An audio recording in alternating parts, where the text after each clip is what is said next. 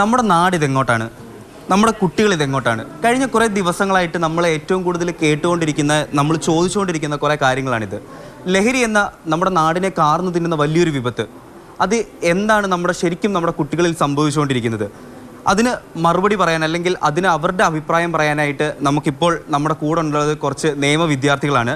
നമുക്ക് അവരോട് തന്നെ ചോദിച്ചറിയാം ഇതിൻ്റെയൊക്കെ ഒരു സത്യാവസ്ഥ അവർക്ക് എങ്ങനെയാണ് ഉള്ളതെന്ന്.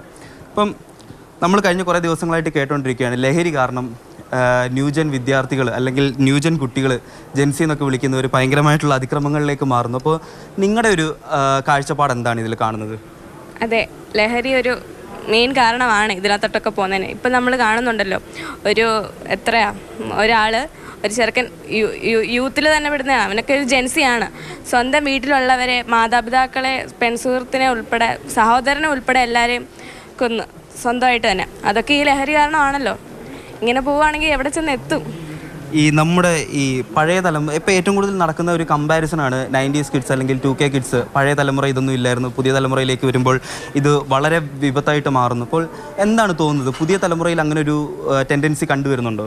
അതെ, കണ്ടുവരുന്നുണ്ട്. പണ്ടത്തെ തലമുറയിൽ ഇത്രയൊന്നും ഇല്ലായിരുന്നല്ലോ. ഈ ലഹരി ഉൽപ്പന്നങ്ങളാണെങ്കിൽ ഈ എഡ്യൂക്കേഷൻ ഇൻസ്റ്റിറ്റ്യൂഷൻസിലൊന്നും ഇങ്ങനെ കൊടുക്കുന്ന വിതരണങ്ങളൊന്നും ഇല്ലായിരുന്നു. പിന്നെ ഇപ്പോഴല്ലേ അതൊക്കെ വന്നു തുടങ്ങിയത്. പണ്ടത്തെ ആൾക്കാരാണെങ്കിൽ വേറെ തരത്തിൽ ആക്ടിവിറ്റീസ് ഇൻവോൾവ് ആവുമായിരുന്നു. ഇപ്പോൾ എല്ലാവരും ഫോണും ഇങ്ങനെയൊക്കെ ആവുന്നതുകൊണ്ടാണല്ലോ ഇതിനകത്തോട്ടൊക്കെ എൻഗേജ്ഡ് ആവുന്നത്.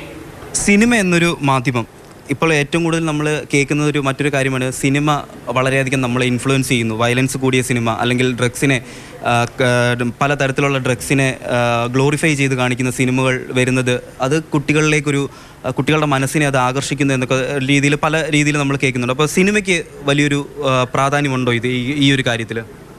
സിനിമയ്ക്ക് പ്രാധാന്യം ഉണ്ടെന്ന് പറഞ്ഞിട്ട് കാര്യമില്ലല്ലോ. അവരവരെങ്ങനെ ആവണമെന്ന് അവരവർ തന്നെയല്ലേ തീരുമാനിക്കുന്നത്. സിനിമ അതിപ്പോൾ ഒരാൾക്ക് വേണ്ടവർക്ക് അത് അക്സെപ്റ്റ് ചെയ്യാം, വേണ്ടാത്തവർക്ക് വേണ്ടാന്ന് വെക്കാം. തീരുമാനിക്കേണ്ട നമ്മളല്ല, സിനിമയല്ല. സിനിമയെ കുറ്റം പറഞ്ഞിട്ടൊരു കാര്യം.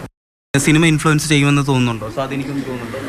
ഒരിക്കലും ഇല്ല. കാരണം ഇപ്പോഴല്ല, ഇതിനു മുന്നേ ഇതുപോലെ പലതരത്തിലുള്ള സിനിമകൾ ഇറങ്ങിയിട്ടുണ്ട്. അപ്പോൾ പണ്ടില്ലാത്തത് എന്താണ് ഇപ്പോൾ പുതിയതായിട്ട് നടന്നുകൊണ്ടിരിക്കുന്ന സോഷ്യൽ മീഡിയയിൽ നടക്കുന്നത് ഒരു സിനിമയുടെ ബേസിൽ മാത്രമല്ലല്ലോ. ഇപ്പം ലഹരി പദാർത്ഥങ്ങൾ ഉപയോഗിക്കണമെന്ന് പറയുന്നു. പണ്ടും ലഹരി ഉണ്ടായിരുന്നു. ഞാനൊക്കെ കുഞ്ഞു ക്ലാസ്സിൽ പഠിച്ചൊരു ഒരു പാഠത്തിനകത്ത് ഒരു കുഞ്ഞൊരു ചെറുക്കൻ ലഹരി ഉപയോഗിച്ച്, അതായത് സുഗതകുമാരിയുടെ ഒരു ഇതാണ് ഞാൻ ഓർക്കുന്നത്. ആ ടീച്ചർ ആ ഒരു സെൻറ്ററിൽ പോവുകയും ആ ഒരു കുട്ടീനെ കണ്ട് ആ കുട്ടീൻ്റെ കണ്ണുകളൊക്കെ കുഴിഞ്ഞ ഒരവസ്ഥയിലായിരുന്നു. അപ്പം ലഹരി പദാർത്ഥം ഉപയോഗിക്കണമെങ്കിലും അല്ലെങ്കിൽ മറ്റൊരു രീതിയിൽ പോകണമെങ്കിലും ഇപ്പം പുതിയ സിനിമ വന്നതുകൊണ്ടോ അതല്ലെങ്കിൽ പുതിയ രീതിയിൽ മറ്റൊരു സോഷ്യൽ ഒരു രീതി വന്നതുകൊണ്ടെന്ന് പറയാൻ പറ്റത്തില്ല.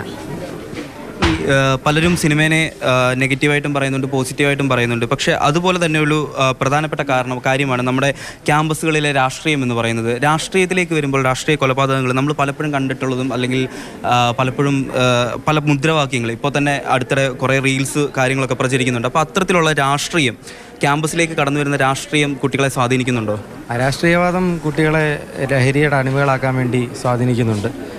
സാമൂഹികമായിട്ട് ഒറ്റപ്പെട്ടു പോകുന്നൊരു സാഹചര്യമുണ്ട് രാഷ്ട്രീയവാദം കാരണം ഉണ്ടാകുന്നുണ്ട്. ക്യാമ്പസ് പൊളിറ്റിക്സുകൾ നിരോധിച്ചതിന് ശേഷം ലഹരിയുടെ ഉപയോഗം ക്യാമ്പസുകൾ തടയുന്നതിനകത്ത് വിദ്യാർത്ഥികൾക്ക് കാര്യമായിട്ടുള്ള പരിമിതികളുണ്ടായിട്ടുണ്ട്. ക്യാമ്പസ് രാഷ്ട്രീയമുള്ള കാലഘട്ടത്തിൽ ഇത്രയും ലഹരിയുടെ ഉപയോഗം ക്യാമ്പസുകൾക്കകത്തില്ലായിരുന്നു. അത് നിരോധിച്ചതിന് ശേഷമാണ് ലഹരിയുടെ ഉപയോഗം ക്യാമ്പസുകളിൽ അതിക്രമിച്ച് വന്നിട്ടുള്ളതായിട്ട് കാണാൻ സാധിച്ചിട്ടുള്ളത്. നമുക്ക് തടയാനായിട്ട് എന്തായിരിക്കും സാധിക്കുക? നമുക്ക് ഇതൊക്കെ ഈ ഒരു പുതിയ തലമുറ അല്ലെങ്കിൽ നാളത്തെ തലമുറയിൽ നിന്ന് ഇതൊക്കെ വെട്ടിമാറ്റണമെങ്കിൽ നമുക്ക് എന്താണ് ചെയ്യാൻ സാധിക്കുക? ഉപയോഗം തടയുന്നതിന് മുമ്പായിട്ട് ഇത് കിട്ടുന്ന ലഭ്യത കുറയ്ക്കാനുള്ള ക്രമീകരണങ്ങൾ സർക്കാരിൻ്റെ ഭാഗത്തുനിന്ന്, എക്സൈസ് വകുപ്പിൻ്റെ ഭാഗത്തുനിന്ന്, പോലീസിൻ്റെ ഭാഗത്തുനിന്ന് ഉണ്ടാകണം. ഒരിടത്തു നിന്ന് തന്നെ ഇതിനെ നിർമ്മാലനം ചെയ്യാതെ നമുക്ക് ഒന്നും ചെയ്യാൻ സാധിക്കത്തില്ല. എല്ലാവരെയും 1000 പേരെ ഒരുമിച്ച് നമുക്ക് ഉപയോഗിക്കാൻ പാടില്ല എന്ന് പറയാൻ പറ്റത്തില്ല. അതിനേക്കാളും നല്ലത് ആ വിതരണം ചെയ്യുന്ന ഒരാളെ തടയുക എന്നുള്ള കാര്യമാണ് നമുക്ക് അത്യാവശ്യമായിട്ട് ചെയ്യാൻ പറ്റുന്നത്. പുതിയ തലമുറയുടെ വാക്കുകളാണ് നാം ഈ കേട്ടത്. ഇത് തള്ളണോ അതോ കൊള്ളണോ എന്ന് തീരുമാനിക്കേണ്ടതും പുതിയ തലമുറ തന്നെയാണ്. ക്യാമറമാൻ ആന്റണി ഗ്രിഗറിക്കൊപ്പം നിതിൻ തോമസ്, മാതൃഭൂമി ന്യൂസ്, ആലപ്പുഴ.